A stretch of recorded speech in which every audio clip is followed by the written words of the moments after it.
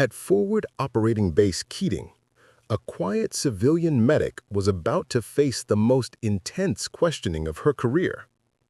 What started as a routine morning inspection took a profound turn when Colonel Briggs noticed the constellation of scars covering her arms. Sarah Donovan wasn't your typical medical contractor.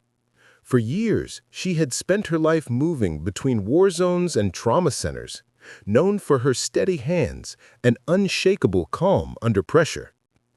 When she encountered the colonel's direct question about her scars, she had no idea she was about to reveal a story that would shatter every assumption about civilian courage in combat.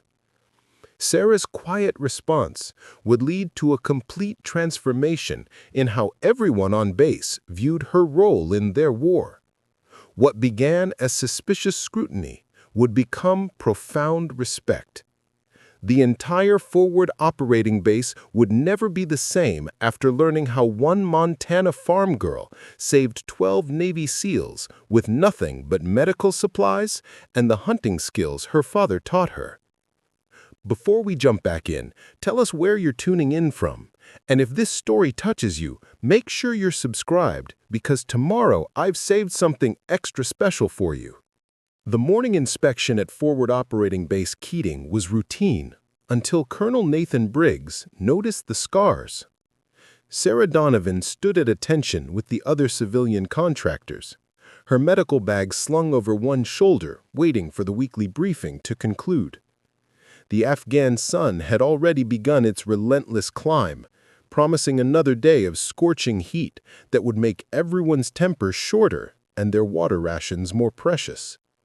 Briggs moved down the line with practiced efficiency, checking credentials, asking pointed questions about readiness and protocols. He was the kind of career officer who commanded respect through competence rather than volume, silver-haired, weathered, with eyes that missed nothing. When he reached Sarah, those eyes caught on something that made him pause. Her sleeves were rolled up to combat the rising temperature, revealing a constellation of marks across her forearms. Burns, some old and silvered, others more recent and still pink. A jagged line that could only be shrapnel. What looked like knife scars, precise and deliberate. They weren't the kind of wounds you got from medical training accidents. "Miss Donovan," he said, his voice carrying the particular tone officers used when they'd spotted something that didn't fit their ordered world. "Those are some interesting scars you've got there." The other contractors shifted uncomfortably. A few soldiers nearby slowed their morning routines, suddenly interested in the conversation. Sarah met the colonel's gaze without flinching, her hazel eyes steady and unreadable. "Yes, sir, they are." Briggs waited for elaboration that didn't come. In his experience, civilians either over-explained themselves or tried to deflect with humor. Sarah Donovan did neither. She simply stood there, present and unashamed, as if her scarred arms were as unremarkable as her regulation boots. "Care to share where they came from?" he pressed, genuinely curious now. Because in my experience, medics don't usually collect wounds like that unless they've been places medics shouldn't go. A slight smile tugged at the corner of Sarah's mouth. Not mockery, but something closer to recognition. She'd been waiting for this question since the day she'd arrived at the FOB 3 weeks ago. The other contractors had whispered about it. The soldiers had speculated, but no one had asked directly. Leave it to a colonel to cut straight to the point. "It's a long story, sir," she said. "I've got time."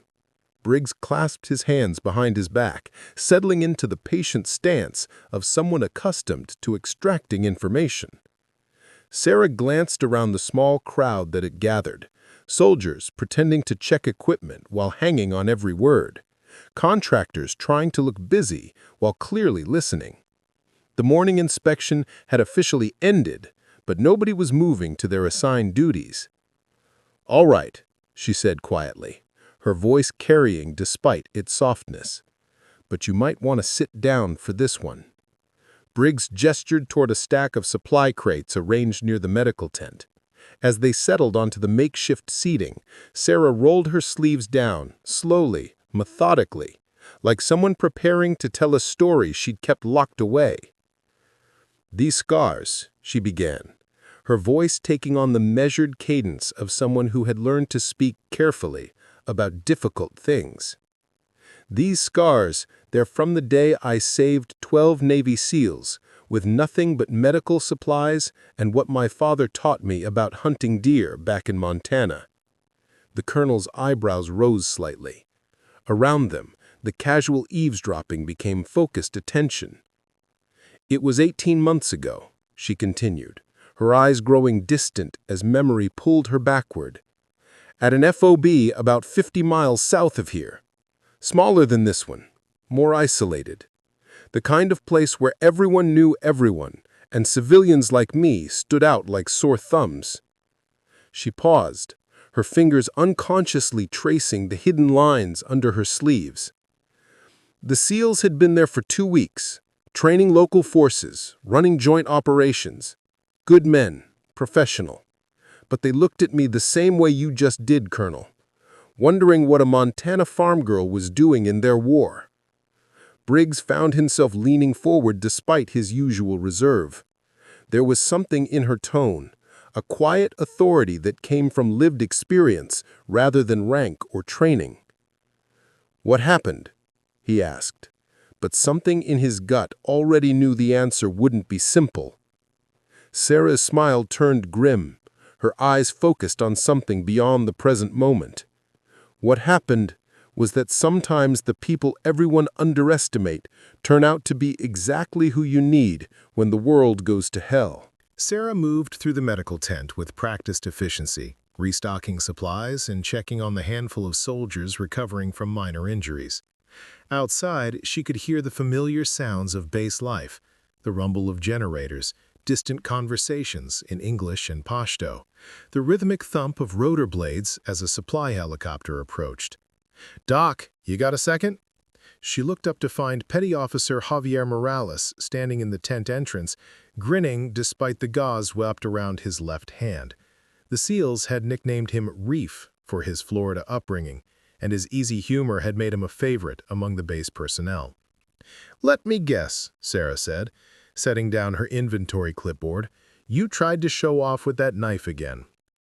"Hey now, that's my professional knife handling skills you're questioning," Reef protested, holding up his bandaged hand. "I just need you to check the stitches. Make sure I'm not going to bleed out during today's exercise." Sarah gestured him toward the examination table, already reaching for fresh supplies. "You SEALs and your knives, I swear. Half my job is cleaning up after your professional skills." "Other half is cleaning up after our professional drinking," Reef said with a wink. "Though Lieutenant Hale's been keeping us too busy for much of that lately." As Sarah unwrapped his hand, she could see the tension beneath his joking facade. The cut was clean, professionally treated, but the skin around it was tight with stress. "Speaking of Lieutenant Hale," she said carefully, beginning her examination, "he's been wound pretty tight lately. Everything okay with your team?" Reef's grin faltered slightly. "Yeah, well, let's just say our last op didn't go exactly as we planned. Nobody died, but it was closer than any of us like. Hale's taking it hard." Through the tent's open flap, Sarah could see Lieutenant Marcus Hale drilling his team near the communications building. Even from a distance, his movements carried a coiled tension, like a spring compressed just shy of its breaking point. "He blames himself," Reef continued, watching our work. "That's what good leaders do, right? Take responsibility for everything, even the stuff they can't control." Sarah nodded, applying a fresh bandage with careful precision. She'd seen it before, leaders who carried the weight of their people's safety like a physical burden. It made them better at their jobs, but it also made them fragile in ways their training didn't address. "How about you?" she asked. "Handling it okay?" "Me? I'm handling it with my usual professional charm and devastating wit. Plus, we're here training Afghan forces now instead of kicking down doors, practically a vacation." As Sarah finished securing the bandage and stepped back, "There, Try not to cut yourself again before lunch. No promises, Doc. A man's gotta have hobbies. As Reeve headed back toward his team, Sarah found herself watching the training exercise with growing unease. The Afghan soldiers were competent enough, but there was something in the air today, a tension that had nothing to do with the SEAL's recent close call. Sergeant Dana Kim approached the medical tent, radio handset pressed to her ear. The communications NCO was one of the few people on base who understood what it was like to be underestimated in a combat zone, and she'd become Sarah's closest ally over the past month. "Anything interesting on the radio?" Sarah asked as Kim finished her transmission. "Increased chatter in the hills. Could be nothing, but the locals have been jumpy all morning. The village elder canceled his meeting with Colonel Patterson, and 2 of our regular informants didn't show up for their scheduled check-ins." Sarah felt a familiar tightness in her chest, the same instinct that had kept her alive during her first deployment in Iraq. Her father had called it reading the woods when he taught her to hunt as a child. Animals went quiet before storms, before predators, before danger arrived. "What does Patterson think?" she asked. "He's calling it elevated awareness, which is military speak for something's wrong but we don't know what." Across the compound, Lieutenant Hale was gathering his men for what looked like an impromptu briefing. Even the Afghan trainees had stopped their exercises, their attention drawn to the SEAL team's sudden shift in posture. "Dana," Sarah said quietly, "how's our communication with higher command today?" Kim's expression grew serious. "Why do you ask?" "Call it a feeling." The Korean-American sergeant checked her equipment with the automatic efficiency of someone who'd learned not to ignore feelings in combat zones. "Primary comms are good. Satellite uplink is solid. Backup radio is charged and ready." "Good," Sarah said, though the knot in her stomach was growing tighter. As if summoned by her words, a distant rumble echoed from the hills surrounding the base. Both women froze, listening. It could have been thunder, but the sky was cloudless. It could have been mining equipment from the nearby quarry, but that was 20 miles away. Or it could have been the sound every soldier in Afghanistan had learned to recognize: incoming artillery being positioned. "Dana," Sarah said, her voice steady despite the adrenaline beginning to flood her system, "I think you should—" The first mortar shell hit the motor pool with a sound like the world ending. The explosion threw Sarah to the ground as the medical tent's canvas walls snapped like sails in a hurricane. Dust and debris rained down, and for a moment her ears filled with the high-pitched whine that meant she'd been too close to something very loud and very destructive. Training kicked in before conscious thought. Roll, assess, move. Her father's voice echoed from hunting trips 20 years past. "When something goes wrong in the woods, darling, you don't freeze, you adapt." A second shell impacted near the mess hall, and the distinctive crack of small arms fire erupted from multiple directions. This wasn't random harassment. This was a coordinated attack, with the base surrounded and cut off. "Sarah," Sergeant Kim's voice cut through the chaos. "You hit?" "I'm good. Status." "Multiple impacts. Small arms from the north and east perimeter. Comms are—" Kim's update was cut short as another explosion rocked the compound, this one close enough to shatter the medical tent's support poles. Through the collapsed canvas, Sarah could see soldiers scrambling for defensive positions. The Afghan trainees were scattered, some taking cover, others running for the main gate in panic. Near the communications building, she caught sight of Lieutenant Hale's team moving in perfect coordination despite the chaos, professional killers doing what they did best. Then she saw the problem. The warehouse where they'd been conducting training exercises was now cut off from the main compound by a wall of fire and rubble to the perimeter, which made it tactically valuable for training but dangerously exposed during an attack like this. And she could see muzzle flashes from the windows, which meant the SEALs were trapped inside, pinned down by crossfire from the hills. "Dana," she called, pulling her medical bag from the wreckage of the tent. "Can you reach Hale's team?" Kim was crouched behind an overturned table, working her radio with desperate efficiency. "Negative on primary comms. Something's jamming us." She switched to her backup handheld. Bravo team, this is base comm. How copy?" Static answered her. Sarah's mind raced, calculating angles and distances with the same precision she'd once used to track wounded deer through Montana timber. The warehouse was maybe 200 meters away, but those 200 meters were swept by overlapping fields of fire from insurgents who'd clearly planned this attack down to the last detail. A new sound cut through the gunfire, the distinctive whistle of incoming mortars, multiple rounds this time. Sarah grabbed Kim's arm and pulled her toward the nearest concrete barrier as the compound erupted in a series of overlapping explosions. When the dust cleared, half the motor pool was burning, and the main communications array was twisted scrap metal. "We're cut off," Kim said, staring at the destruction. "No satellite, no radio relay, no way to call for backup." Sarah was already moving, slinging her medical bag over her shoulder and checking the contents. Bandages, morphine, clotting agents, sutures. Everything she needed to keep people alive, nothing she needed to keep them safe. "Where are you going?" Kim demanded. "Those SEALs are pinned down in that warehouse. They've got wounded and they can't reach medical support. You can't cross that open ground. It's suicide." Sarah looked at her friend, this woman who'd become her anchor in a world of uniforms and protocols and casual violence. "Dana, I've been in worse situations than this." "When? Where?" For a moment, Sarah's calm mask slipped, and Kim saw something deeper. Pain that ran bone deep, guilt that had never fully healed, and a resolve that came from having failed once and sworn never to fail again. "Iraq," Sarah said quietly. "Different war, same choice. I froze then. People died because I froze." Another mortar barrage walked across the compound, closer this time. Windows shattered in the command building, and Sarah could hear the screams of wounded soldiers mixing with the crack of rifle fire. "I won't freeze again," she said, and Kim heard in her voice the echo of promises made to the dead. Before Kim could stop her, Sarah was moving, not running directly toward the warehouse, which would have been suicidal, but angling toward the burning motor pool where smoke and flame would provide concealment.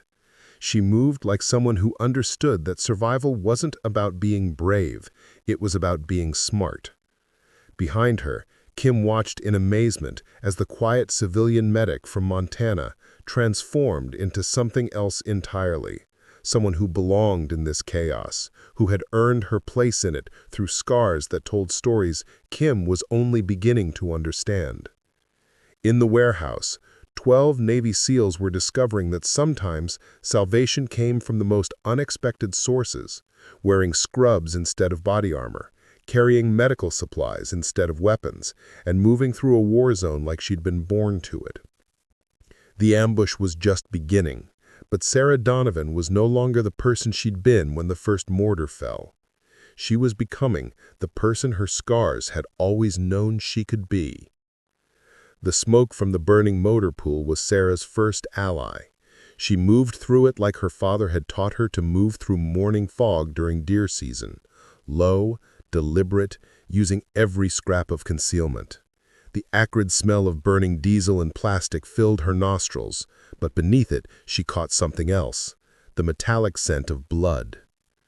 20 meters into her crossing she found its source. Private First Class Rodriguez lay pinned beneath a twisted piece of metal sheeting, his leg bent at an angle that made Sarah's stomach clench. He was conscious, but going into shock, his face pale and slick with sweat despite the morning heat. "Ma'am," he whispered when he saw her, I can't feel my leg." Sarah dropped to one knee beside him, her medical training overriding the tactical situation. Quick assessment, possible spinal injury, definite compound fracture, significant blood loss. He needed immediate evacuation to a real hospital, not field treatment in the middle of a firefight. But the SEALs were trapped 200 meters away, and every second she delayed was a second closer to losing them all. The choice should have been impossible. 1 life against 12. Triage 101. Save the most people you can with the resources available. Leave Rodriguez, reach the SEALs, and hope someone else could get to the injured private before he bled out. Instead, Sarah heard her brother Danny's voice from a dusty road outside Baghdad 3 years ago. "Danny, you don't leave people behind, Sarah. Not ever. That's what separates us from them." Danny died believing that. Now she had to choose to live by it. "Rodriguez," she said, injecting her voice with the calm authority that had gotten her through trauma surgery residency. "I'm going to get you out of here, but I need you to stay with me. Can you do that?" The private nodded weakly, and Sarah went to work. First morphine, enough to dull the pain, but not so much that he'd lose consciousness. Then a pressure bandage on the worst of the bleeding. Finally, the hard part. Moving him without knowing the extent of his spinal injury. The twisted metal had him pinned across the midsection, but Sarah could see that the weight was distributed across his equipment vest rather than his actual torso. Leverage problem, not a strength problem. Her father's lessons from moving fallen trees flooded back. Use your brain first, your back second. She wedged a piece of debris under the metal sheet and used it as a fulcrum, lifting just enough for Rodriguez to drag himself free. The movement cost him. His scream was audible even over the continuing gunfire, but when she checked his pupils and reflexes, everything looked normal. "Can you move?" she asked. "I think so," Rodriguez gasped. "Good, because we're going for a walk." Sarah got one of his arms over her shoulder and half-carried, half-dragged him toward a cluster of concrete barriers near the compound's edge. It wasn't ideal cover, but it would have to do. More importantly, it was on a direct line between her position and the warehouse. "Stay here," she told Rodriguez, settling him behind the largest barrier. "Keep pressure on that bandage, and if anyone in an American uniform shows up, wave them over." "Ma'am, where are you going?" Sarah checked her medical bag one more time, redistributing the weight so it wouldn't throw off her balance when she moved. "To get some friends of yours out of trouble." The next 100 meters were the longest of Sarah's life. She moved in short bursts, timing her movement to the rhythm of the firefight. When the insurgents in the hills opened up with automatic weapons, she stayed low and still. When they paused to reload or reposition, she moved. Her hunting instincts served her well. She could read the battlefield the same way she'd once read Montana timber, seeing the safe paths between overlapping fields of fire, understanding how terrain and cover could hide her movement from hostile eyes. But this wasn't a deer she was tracking, and the hunters were shooting back. A sniper's bullet cracked past her head as she sprinted between two damaged vehicles, close enough that she felt the displacement of air against her cheek. She dove behind a concrete barrier, her heart hammering against her ribs as more rounds chewed chunks from the barrier's edge. Somewhere in the hills, a voice was shouting orders in Pashto. The insurgent commander was adjusting his fire, trying to cut off her approach to the warehouse, which meant he understood exactly what she was trying to do. That scared her more than the bullets. The warehouse was only 50 meters away now, but those 50 meters were completely open ground, swept by at least 3 different firing positions. Sarah could see muzzle flashes from the building's windows. The SEALs were returning fire, but their rate of fire was slowing, running out of ammunition, or running out of targets they could actually hit. She was about to make her final sprint when she heard something that changed everything. The distinctive thump, thump, thump of rotors approaching from the south. The insurgents heard it too. Their fire shifted away from the compound, angling toward the sky as they tried to engage what they probably assumed was an incoming rescue flight.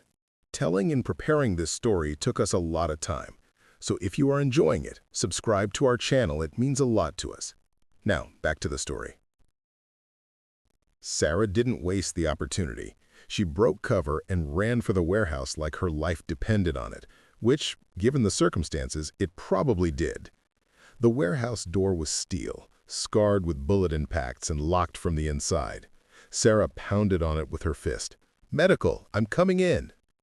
The door cracked open, and she found herself looking into the business end of an M4 rifle. Beyond it, Lieutenant Marcus Hale's face was streaked with sweat and cordite residue.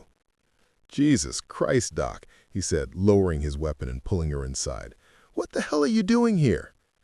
My job, Sarah replied, already scanning the warehouse interior for casualties. What she saw made her stomach drop. 12 Navy SEALs in various states of damage trapped in a building that looked like it had been through a blender. The windows were shot out, the walls were pocked with bullet holes, and the air was thick with dust and the smell of blood. But they were alive. All of them. "How bad?" she asked Hale. 3 with significant wounds, couple more with minor cuts. We've been taking fire from 3 sides for the past 20 minutes. Hale gestured toward the shattered windows. They've got us pinned down pretty good. Sarah was already moving toward the casualties, her medical training taking over. Ammunition? Getting low, maybe 10 minutes of concentrated fire left, less if they rush us. Communications? Dead. Whatever they're using to jam us, it's military grade. Sarah knelt beside the first casualty, a SEAL she didn't recognize with a sucking chest wound that was going to kill him if she didn't act fast. As she worked to seal the wound with a pressure dressing, she could hear Reef's voice from across the warehouse, still cracking jokes despite their situation. "Hey, Doc, you picked a hell of a day for a house call." "Yeah, well, I heard you boys were having a party and forgot to invite the medical staff. Figured I'd crash it." The laughter that followed was strained but genuine. These men were scared. They'd have been stupid not to be. But they were still functional, still thinking, still fighting. That was good. Because looking at their tactical situation, Sarah realized they were going to need every advantage they could get.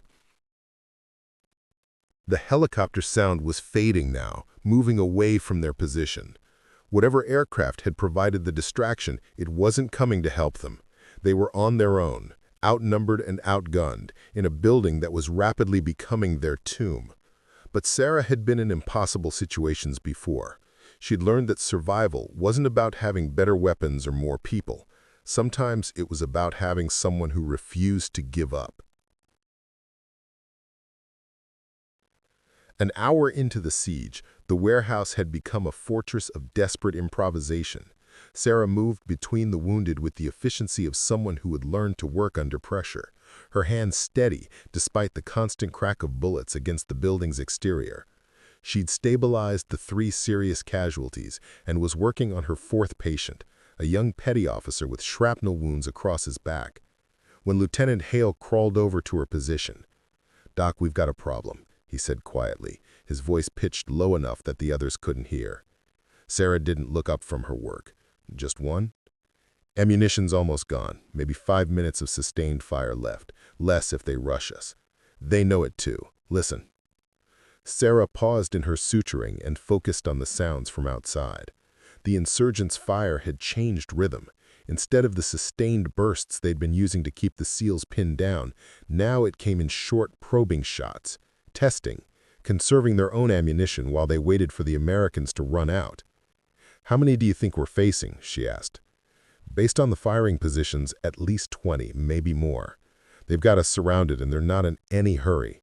Hale checked his watch. "Command will notice we've gone dark eventually, but it'll take hours for any real relief force to reach us." Hours they didn't have. Sarah finished the last suture and moved to check on her other patients. The SEAL with the chest wound was stable but pale, his breathing shallow. The others were holding on, but without proper medical evacuation. Even the minor wounds could become life-threatening in this heat and dust. "Hey, Doc," Reeve called from his position near the eastern windows. "You ever been in a siege before?"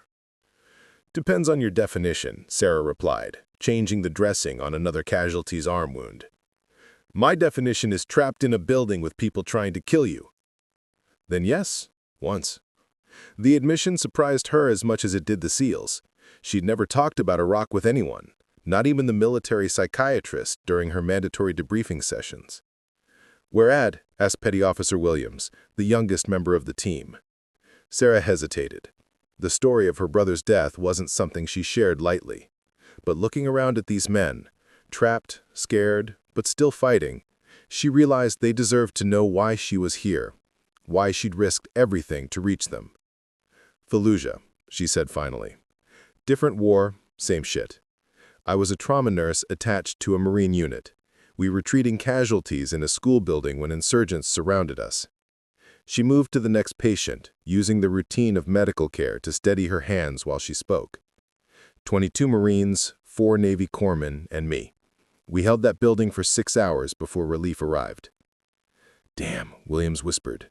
How many did you lose? Sarah's hand stopped moving for just a moment. 1. The warehouse fell quiet, except for the distant sound of gunfire from other parts of the compound. Even Reef had stopped his constant chatter, sensing that this story was heading somewhere darker. My brother Danny, Sarah continued, her voice steady but somehow smaller. He was one of the corpsmen. When the insurgents breached the building, he went to help a wounded Marine who'd been cut off from the group. She finished wrapping the bandage with mechanical precision, not trusting herself to look at any of the SEALs while she spoke. I could have gone with him. Should have. But I froze. I saw the muzzle flashes, heard the explosions, and I just couldn't move. Sarah's voice caught slightly. By the time I got my shit together enough to help, Danny was already down. Took 3 rounds center mass trying to drag that Marine to safety. The silence stretched until Hale cleared his throat softly. Did the Marine make it? Yeah, Danny saved him. Sarah finally looked up, meeting the lieutenant's eyes. Cost him his life, but he saved him. Because that's what you do. You don't leave people behind.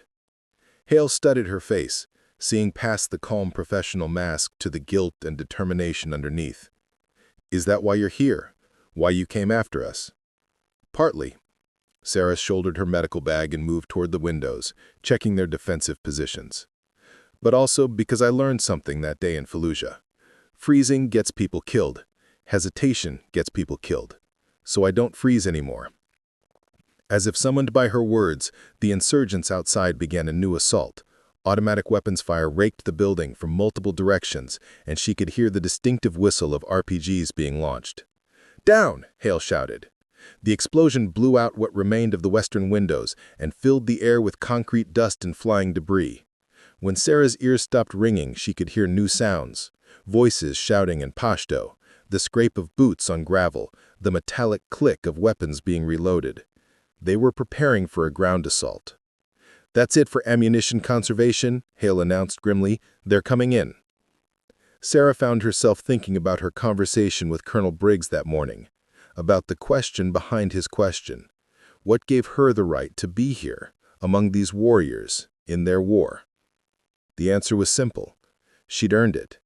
Every scar, every sleepless night, every moment of guilt over Danny's death had been preparation for this moment. Reef, you still got that smart mouth? Always, Doc. Why? Because we're not dead yet, and I plan to keep it that way. During the lull between assaults, as dust settled and both sides reloaded, the warehouse became a confessional. Sarah sat with her back against a concrete pillar, checking her medical supplies with the methodical calm of someone who had learned to find peace in routine.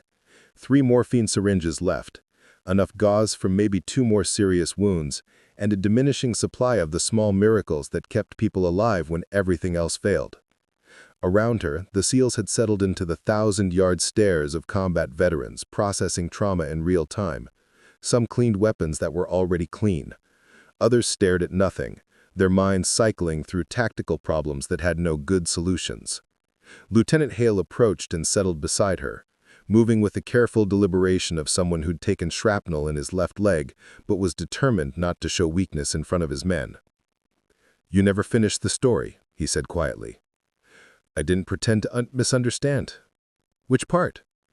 The part where you explain how a trauma nurse from Montana ends up running through crossfire to save a bunch of SEALs she barely knows.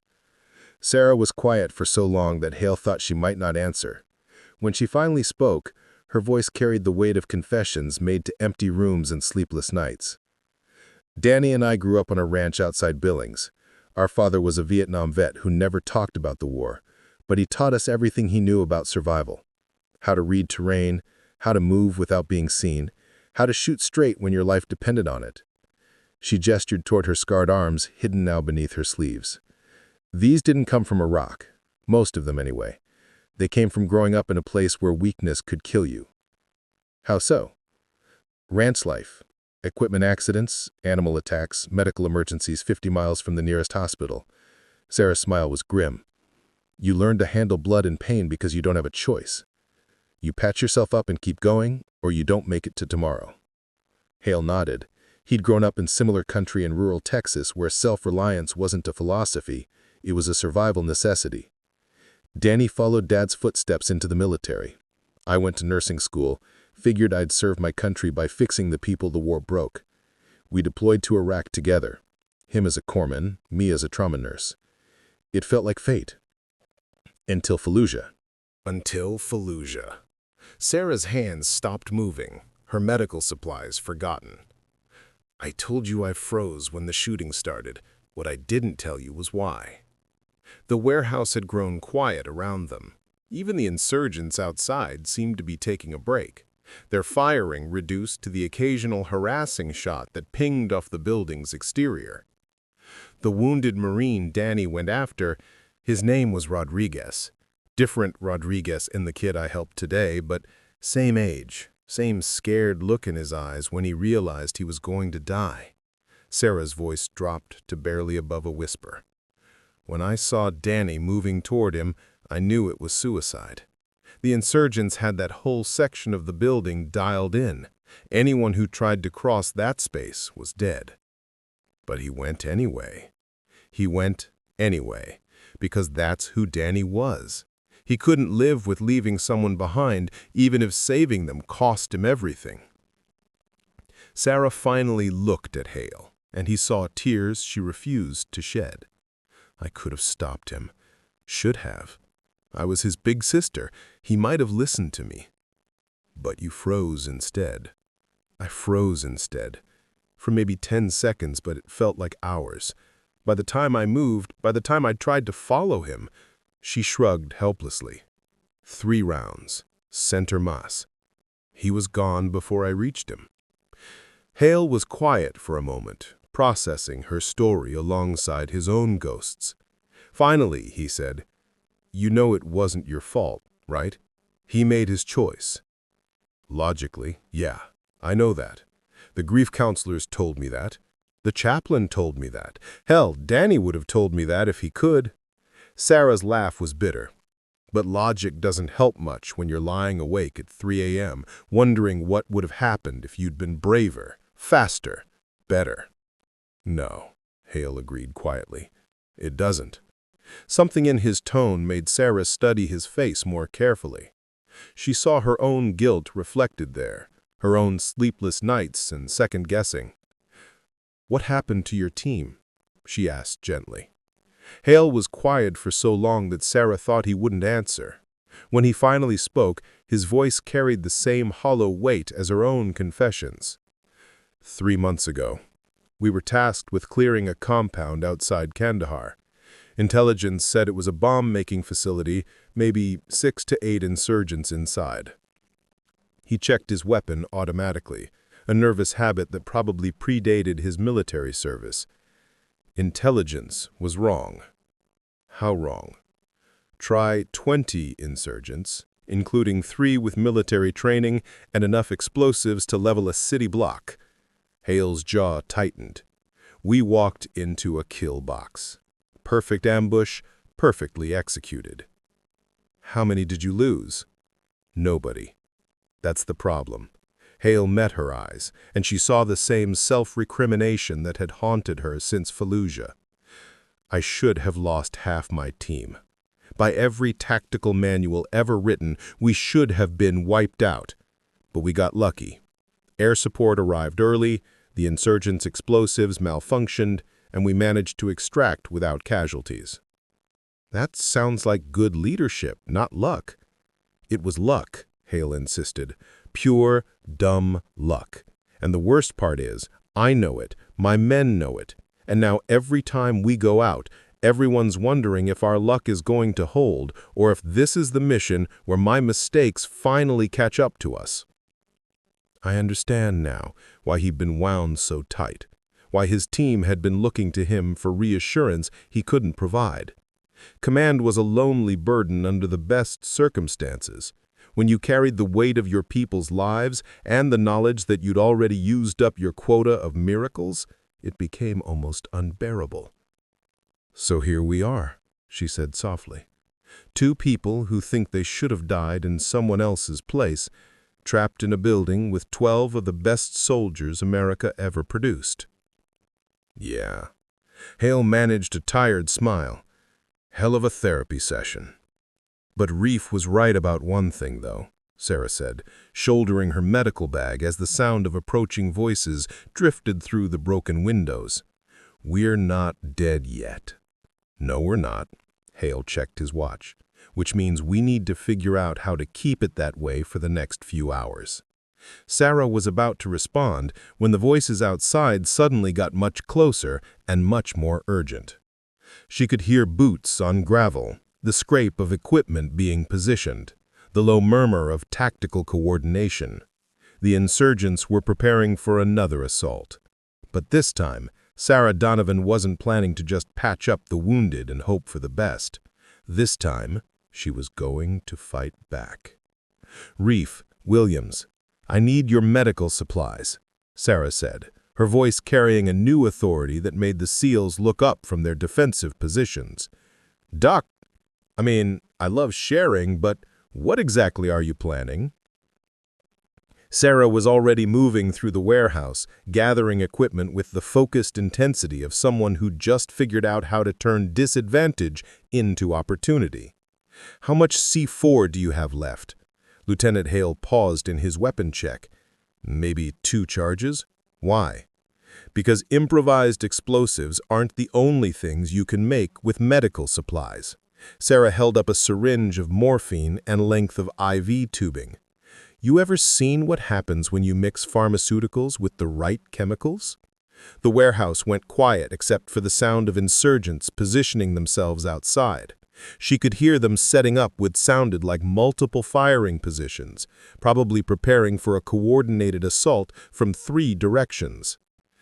"Doc," Hale said carefully, "what are you thinking?"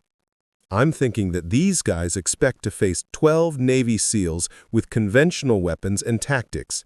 They're not expecting to face someone who spent 4 years learning chemistry before she shifted to nursing." She moved to her medical bag and began pulling out supplies that suddenly looked less like healing tools and more like the components of something much more dangerous. Saline solution, antibiotic powder, alcohol prep pads, and Sarah held up a small vial. Hydrogen peroxide. In the right combination with the right catalyst, these become something completely different. Reef whistled softly. "MacGyver's got nothing on you, Doc."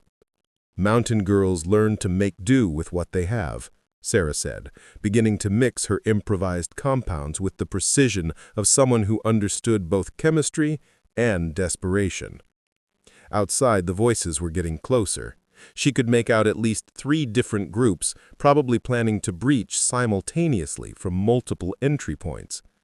"How long do we have?" she asked. Hale checked the windows.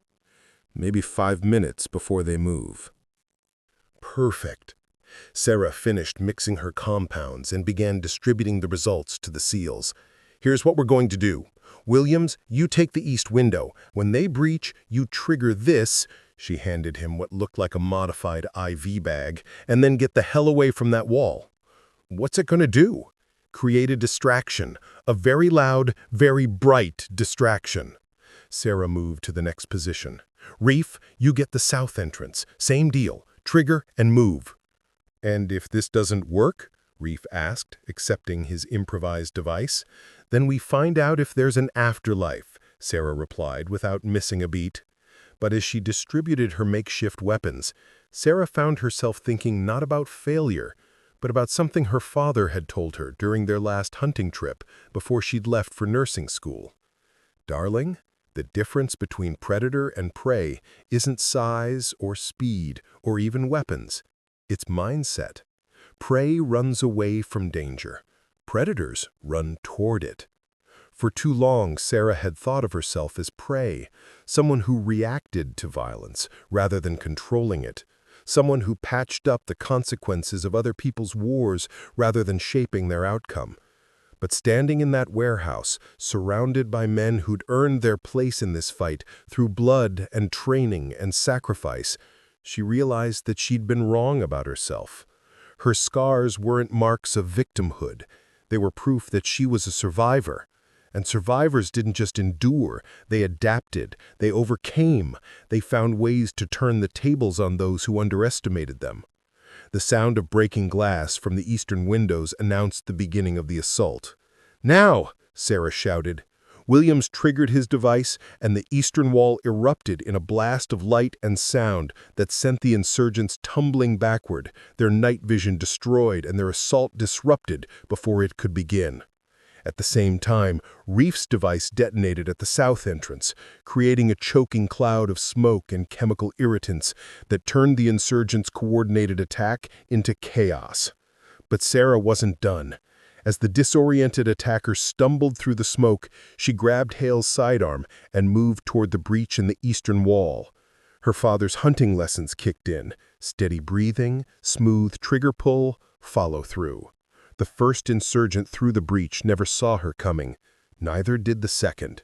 By the time Lieutenant Hale realized what was happening, Sarah had positioned herself at the fatal funnel of the eastern entrance, turning the insurgents' own tactical advantage against them. They'd planned to breach and overwhelm, but now they were trapped in a narrow opening, silhouetted against the morning light, facing someone who had learned to shoot straight when her life depended on it. "Jesus, Doc," Reef called out between controlled bursts from his rifle. "Where the hell did you learn to shoot like that?" "Montana. We don't have much out there, but we've got lots of things that'll kill you if you're not paying attention." The assault collapsed as quickly as it had begun. The insurgents fell back, leaving their dead behind, their confidence shattered by an enemy who'd fought back in ways they hadn't anticipated. In the sudden quiet that followed, Sarah found herself holding a smoking pistol, surrounded by Navy SEALs who were looking at her with something approaching awe. "Doc," Hale said carefully, "remind me never to piss you off." But Sarah was already moving, checking the bodies for intelligence, securing weapons, preparing for the next assault, with the methodical efficiency of someone who'd discovered that violence, like medicine, was just another skill to be mastered. That's when Reef took the bullet. The sniper shot came from the hills, perfectly aimed through the destroyed eastern window. It caught the petty officer in the shoulder as he moved to check Sarah's improvised explosive, spinning him around and dropping him hard against the warehouse wall. "Man down!" Williams shouted. Sarah was beside Reef before the echo of the gunshot faded, her hands already moving to assess the damage. Entry wound high on the shoulder, exit wound through the back. Clean shot. But he was losing blood fast. "Reef, talk to me," she said, applying pressure to both wounds simultaneously. "Still here, Doc, though I'm starting to think this wasn't such a good day for a house call after all." As Sarah worked to stabilize him, she could hear the insurgents regrouping outside. Their confidence might be shaken, but they weren't giving up. If anything, the casualties she'd inflicted had probably made them more determined. But looking around at the SEALs, no longer seeing her just as a civilian medic, but someone who belonged in their fight, she realized something important. She wasn't the same person who'd frozen in Fallujah. She wasn't the same person who had arrived at this fob 3 weeks ago, trying to prove she belonged. She was someone new, someone her scars had been preparing her to become all along. And she was just getting started. "South entrance," Sarah continued, her voice like a ghost in the darkness. "One man, moving slow. He's got something heavy. Explosives, maybe?" She was tracking 4 different infiltrators now, reading their positions through sound and intuition and instincts honed by years of hunting things that hunted back. "East wall," she breathed. "Someone's climbing through the breach we made earlier." But it was the 5th presence that made her blood run cold, something moving with absolute silence through the warehouse's interior, someone who'd somehow gotten inside while they were focused on the external threats. Sarah's hand found Hale's arm in the darkness. "He's already here," she whispered, "inside the building." The voice came from directly behind them, speaking English with only the faintest accent. "Very good, little medic. Your reputation does not disappoint." Sarah spun toward the sound, her borrowed sidearm tracking through empty air, but the voice had already moved, circling them in the darkness with the confidence of someone who owned the night. "I am Commander Hashim," the voice continued, seeming to come from everywhere and nowhere. "Perhaps you have heard of me. The Americans have been hunting me for 3 years now." Sarah had heard the name. Hashim was the ghost who'd orchestrated a dozen ambushes across the region, always vanishing before coalition forces could respond. The kind of enemy who turns superior firepower into a liability by making every engagement personal. "What do you want?" Hale called into the darkness. "What I have always wanted, Lieutenant. Dead Americans." Hashim's voice carried the calm satisfaction of someone who'd already won. "But you have made this interesting. The medic who fights like a soldier, the woman who turns medicine into weapons. You have cost me many men today." Sarah felt, rather than heard, him moving closer, her skin prickling with the awareness of a predator in range. She'd lost track of his exact position, but she could sense his presence like a cold weight in the air. "So I thought we should meet properly, professional to professional." The muzzle flash lit the warehouse for a split second when he fired, revealing his position near the collapsed eastern wall. Sarah dove left, rolling across debris and broken concrete as the bullet sparked off the floor where she'd been standing. Hale and the other SEALs opened fire immediately, their weapons painting brief strobes of light through the darkness. But Hashim was already gone, vanished back into the black like smoke. "Spread out," Hale ordered. "Watch your fields of fire. Don't shoot each other." But Sarah was already moving, no longer thinking tactically but hunting instinctively. She'd played this game before, in forests where the deer were smart enough to circle back on their hunters, where standing still got you killed, and moving without thought got you lost.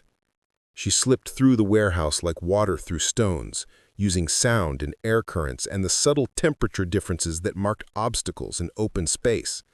Behind her, she could hear the SEALs trying to coordinate their search, but they were soldiers, trained to fight as a unit. This was a different kind of war, personal, intimate, decided by who understood darkness better. Hashim's voice drifted from the shadows. "Your brother died in Fallujah, did he not?" Sarah froze, her blood turning to ice. How could he know about Danny? "American records are not as secure as you think," Hashim continued, his voice seeming to come from multiple directions at once. "Daniel Donovan, hospital corpsman, 2nd class, 3 rounds, center mass. He bled out in your arms while you watched." Rage flared in Sarah's chest, hot and clean and focusing. This wasn't about tactics anymore. This was about someone using her brother's death as a weapon against her. "Is that why you are here, trying to save these men to make up for the one you could not save?" Sarah moved toward his voice, her feet finding secure footing through instinct and fury. "You don't know anything about my brother. I know he died because you froze. I know you carry that failure like a cancer. I know that you will freeze again when the moment comes. It is your nature." The attack came from her blind side, not a bullet, but a blade, slicing through the air where her throat had been a heartbeat earlier. Sarah twisted away, feeling the knife's edge part the fabric of her shirt, missing flesh by millimeters. She fired twice at the sound of his movement, but Hashim was already gone, vanished back into darkness that seemed to bend around him like a living thing. "Too slow," he whispered from somewhere behind her. "Your brother was faster. Not fast enough, but faster than you." This time Sarah was ready when he moved. She'd been tracking him through sound, but now she realized he was tracking her the same way. So she stopped making sound. Her father had taught her this too, how to move through timber without disturbing leaves or snapping twigs, how to become part of the forest instead of an intruder within it. Sarah flowed through the warehouse like water through stones, using sound and air currents and the subtle temperature differences that marked obstacles in open space. When Hashim attacked again, she was waiting. The knife thrust came from her left side, aimed at her ribs with professional precision. But Sarah had been hunting things that wanted to kill her since she was 12 years old. She caught his wrist, redirected the knife's momentum, and put her full weight behind an elbow strike that connected with something solid and vital. Hashim's grunt of pain was the first sound she'd heard him make that wasn't calculated for psychological effect. They grappled in absolute darkness, two killers who'd learned their trade in different schools but with equal dedication. Hashim had training and experience, but Sarah had something else, the desperate fury of someone who'd lost everything once and refused to lose it again. The knife clattered away across concrete as Sarah broke his grip, but Hashim recovered with liquid grace, his hands finding her throat with muscle memory and professional skill. Sarah drove her knee up, felt it connect, heard him gasp. His grip loosened enough for her to break free, but he caught her ankle as she pulled away, sending her crashing into debris that cut through her clothing and into flesh. More scars, she thought distantly. More stories to carry. But this time, the scars were going to be proof of victory rather than survival. She found her sidearm where she'd dropped it, rolled to her feet, and put 3 rounds center mass into the space where Hashim's breathing had been coming from. The silence that followed was different from the hunting quiet. Complete, final, empty. "Doc," Hale called from across the warehouse. "You okay?" "Yeah, I'm okay." But as she spoke, she could hear new sounds from outside. Engines approaching, rotors in the distance, the organized noise of a relief force finally arriving. Dawn was coming, and with it, the end of the longest night of Sarah Donovan's life. The first light of dawn crept through the destroyed windows like a cautious animal, revealing a warehouse that looked like a war zone within a war zone. Sarah sat with her back against a concrete pillar, methodically cleaning her borrowed sidearm with a piece of torn fabric. Around her, the surviving SEALs had taken up defensive positions, but the exhaustion was clear in every line of their bodies. They'd held through the night, but just barely. Reef lay on an improvised stretcher made from equipment packs and tent poles, conscious but pale from blood loss. The other wounded were stable for now, but they needed real medical attention soon, the kind that required hospitals and surgeons and resources Sarah couldn't provide with field supplies. "How's our ammo situation?" Hale asked, settling beside her. 3 magazines between all of us, maybe 40 rounds total." Sarah checked her own ammunition, 2 bullets left in the pistol. Enough for 1 more mistake, maybe 2 if she was very lucky and very accurate. "Movement on the perimeter," called Petty Officer Jackson from his position at the south window. "Multiple vehicles coming fast." Everyone tensed, weapons tracking toward potential firing positions. After the night they'd endured, salvation and destruction looked remarkably similar until you could identify uniforms and intentions. "American," Jackson called out, relief evident in his voice. "Humvees and an MRAP coming through the main gate." The sound of rotors grew louder, helicopter gunships providing overwatch for the ground convoy. Sarah could hear the distinctive whine of Bradley fighting vehicles and the deeper rumble of what sounded like an Abrams tank. Someone had finally noticed they were missing, and they'd sent serious help to find them. "About damn time," Reef muttered from his stretcher. "I was starting to think we'd have to walk home." But even as relief washed over them, Sarah found herself scanning the hills where the insurgent firing positions had been. The incoming rescue force was making enough noise to wake the dead, but the hills were silent. Too silent. "They're gone," she said, more to herself than to the others. "Who's gone?" Hale asked. "The insurgents. They pulled back when they heard the cavalry coming." Sarah moved to the window, studying the terrain with eyes that had learned to read danger in shadows and silence. "They're not going to fight us, and the heavy armor is here." The rescue convoy reached the warehouse just as the sun cleared the horizon, bathing the compound in golden light that made the devastation look almost beautiful. Sarah watched through the broken windows as soldiers dismounted from vehicles, their movements crisp with the efficiency of troops who'd driven hard through the night to reach this place. She recognized the lead vehicle's commander immediately. Colonel Patterson, the FOB's commanding officer, looking haggard but determined as he surveyed the damage to his base. "Bravo Team, this is Rescue 6, status report." "Rescue 6, Bravo Team, we have 12 souls accounted for, 4 wounded, situation secure, and we've got 1 very special civilian medic who saved all our asses." Through the static and formality of military radio protocol, Sarah could hear the amazement in the response. "Say again, Bravo team. Did you say 12 souls accounted for?" "That's affirmative, Rescue 6. All present and breathing, thanks to Doc Donovan." As the rescue team entered the warehouse, Sarah found herself face to face with soldiers who'd expected to find bodies, not survivors. Their expressions cycled through disbelief, relief, and something approaching awe as they took in the scene. 12 Navy SEALs, battered but alive, and one small woman with blood on her clothes and steady hands who seemed to belong among them. "Ma'am," the team medic said, approaching with his aid bag, "I'm going to need you to step back so we can assess the casualties." Sarah almost smiled. After everything they'd been through, the institutional reflexes were reasserting themselves. She was a civilian again, someone to be protected rather than relied upon. "The chest wound needs immediate evacuation," she reported crisply, pointing toward her most serious patient. "Pneumothorax, but stable if you keep him upright during transport. Shoulder wound has significant muscle damage, but no arterial bleeding. The others are walking wounded." The medic's eyebrows rose as he processed her assessment, recognizing the clinical precision of someone who knew trauma medicine.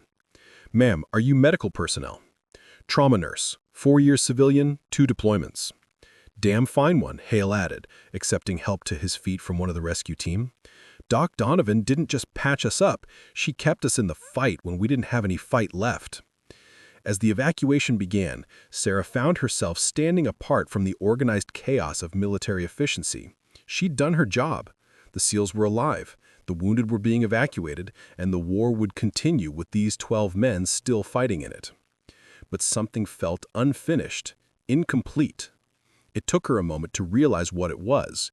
She was still waiting for the other shoe to drop, for the next crisis, the next impossible choice between saving one life or saving many.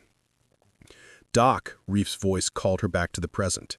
He was being loaded onto a proper stretcher now, but he'd grabbed her hand as the medics prepared to carry him out. "I don't know how to thank you for what you did here." "You don't need to thank me," Sarah said. "You just need to heal up and get back to your team." "No," Reef said seriously, his usual humor replaced by something deeper. "You need to understand what you did here. 12 lives, Doc. 12 men who get to go home to their families because you refused to give up." Around them, the other SEALs were being helped toward the evacuation vehicles. Each one stopped to acknowledge her, some with words, others with simple nods that carried the weight of shared survival. Lieutenant Hale was the last to leave. "You know, this won't be the end of it," he said quietly. "What happened here, it's going to follow you. People are going to want to know how one civilian medic kept an entire SEAL team alive through a siege." Sarah looked around the warehouse one more time, taking in the evidence of their desperate night. Bullet holes and blast marks, improvised medical stations and abandoned equipment. The subtle signs of a battle fought by people who'd refused to die quietly. "Let them ask," she said. "I've got nothing to hide anymore." The war wasn't over. It might never be over. But 12 Navy SEALs would live to fight another day, and that was enough. For now, that was enough. Present day, Forward Operating Base Keating. The silence stretched for a long moment after Sarah finished her story, broken only by the distant sounds of normal base life, generators humming, vehicles starting, soldiers going about their routines with the casual efficiency of people who'd learned to live with danger. Colonel Briggs sat forward on his makeshift seat, studying Sarah's face with the expression of someone who'd just been forced to reconsider fundamental assumptions. 12 men, he said finally. 12 men, Sarah confirmed. And you did this with medical supplies and hunting skills from Montana. And some chemistry I picked up in nursing school, Sarah added. And a lot of luck. Briggs was quiet for another moment, processing a story that challenged everything he thought he knew about civilians in combat zones. Around them, the small crowd that had gathered to listen began to disperse, but slowly, reluctantly, as if they didn't want to miss whatever came next. "The scars," Briggs said eventually. "All of them from that night?" Sarah rolled up her sleeves again, revealing the constellation of marks that had started this conversation. In the morning light, they looked different than they had an hour ago. Not like wounds, but like evidence. Some from that night, some from other nights, other places. She traced one particular line, thin and precise across her forearm. This one's from Hashim's knife. These, she indicated a cluster of small, round scars, are from shrapnel during the mortar attack. And this one, Briggs pointed to a jagged mark near her wrist. That one's older, IED outside Ramadi 2 years before the siege. Different deployment, different war, same lesson. Sarah's voice carried the matter-of-fact tone of someone who'd learned to speak about violence without flinching. Every scar tells a story, Colonel. Mine just happened to have names and faces attached. Footsteps approached, and Sarah looked up to see Lieutenant Hale walking toward them across the compound. He looked different in full daylight. Older, maybe, but steadier. The guilt that had haunted him during those dark hours in the warehouse had been replaced with something more sustainable, purpose tempered by experience. "Colonel," Hale said, nodding respectfully to Briggs. "Ma'am." This second nod to Sarah carried deeper weight. "Lieutenant," Briggs replied, "I was just hearing about your adventures 18 months ago." Adventures. That's one way to put it. He looked at Sarah. "Did you tell him about the chemistry experiments?" "She mentioned improvised pharmaceuticals," Briggs said dryly. "Doc turned medical supplies into weapons that would make a demolitions expert jealous. But that wasn't the impressive part." "What was?" Hale was quiet for a moment, choosing his words carefully. "The impressive part was watching someone who'd been written off as just another civilian contractor turn into the most dangerous person in that warehouse, not because she was trained for it, but because she refused to let anyone else die on her watch." More footsteps announced the arrival of Reef, Petty Officer Morales, walking with only a slight limp to show for his shoulder wound. His trademark grin was fully operational. "Hey, Doc, heard you were telling war stories without me." "Your reputation is intact," Sarah assured him. "I mentioned the part where you kept everyone's spirits up while bleeding all over my field dressing. That's my job. Comic relief and occasional target practice for enemy snipers." He looked at Colonel Briggs. "Sir, I hope Doc's been modest about what she did, because if she told the story straight, it sounds too crazy to believe." "She's been thorough," Briggs replied. "Good, because there's one part she probably didn't mention." Reef's expression grew serious. "After it was all over, after the dust settled, and we got our official debrief, Command wanted to know how a civilian medic managed to keep an entire SEAL team combat effective through a 12-hour siege. And we told them the truth, that Sarah Donovan didn't just save our lives, she taught us something about what it means to refuse to quit." Reef gestured toward Sarah's scarred arms. "Every mark on her is proof that she's been where the rest of us are going. She's earned her place in this fight." Sarah found herself uncomfortable with the praise, the same way she'd always been uncomfortable when people called her heroic for doing what seemed like the only option available. I did what anyone would have done." "No," Colonel Briggs said quietly. "You did what Sarah Donovan would do. There's a difference." He stood up, his inspection complete in ways he hadn't expected when the morning began. "Miss Donovan, I owe you an apology. When I saw those scars, I wondered if you belonged here. Now I wonder if the rest of us deserve to serve alongside you." "Colonel." "No," Briggs cut her off gently. "This isn't false modesty or institutional courtesy. This is a career officer admitting that he learned something important today about courage and competence and what it means to earn your scars instead of just collecting them." He turned to address the small group that had reassembled to hear the conclusion of Sarah's story. "I want everyone here to understand something," Briggs said, his voice carrying the authority of command but also the weight of genuine conviction. "When you see Miss Donovan around this base, you're not looking at a civilian contractor who's here on sufferance.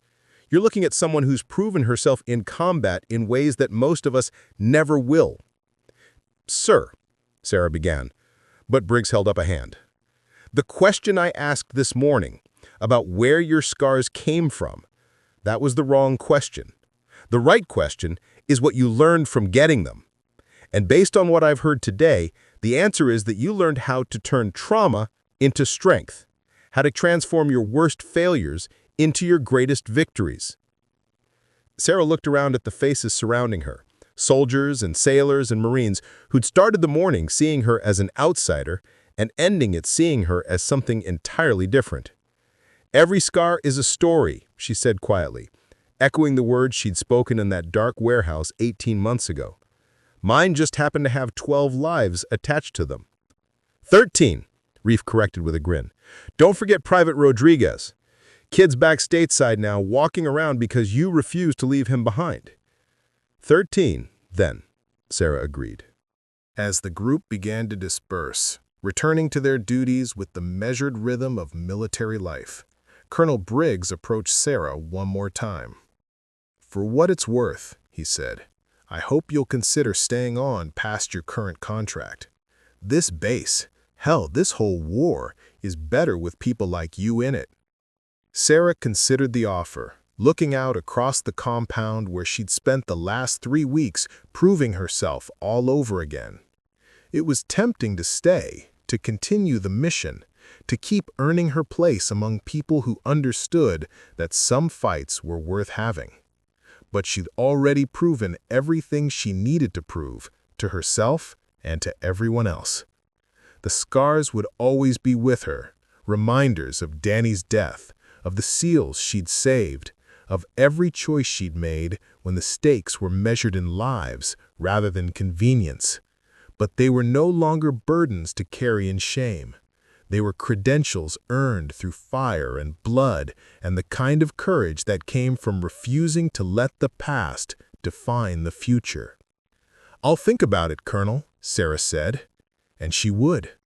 But whatever she decided, she knew that Sarah Donovan, trauma nurse, civilian medic, and the woman who'd saved 12 Navy SEALs with nothing but grit and improvised chemistry, had finally answered the only question that mattered. She belonged wherever she chose to serve, because she'd earned that right, one scar at a time. The morning sun climbed higher over Forward Operating Base Keating, promising another day of heat and routine and the thousand small dangers that defined life in a combat zone. But for the first time since Danny's death, Sarah Donovan wasn't waiting for the next crisis to prove her worth. She'd already proven it. And that, finally, was enough. Up next, we have 2 more incredible stories that are waiting for you. Just click the image you want to watch and it will take you there. If you enjoyed this video, make sure to subscribe. It would mean a lot.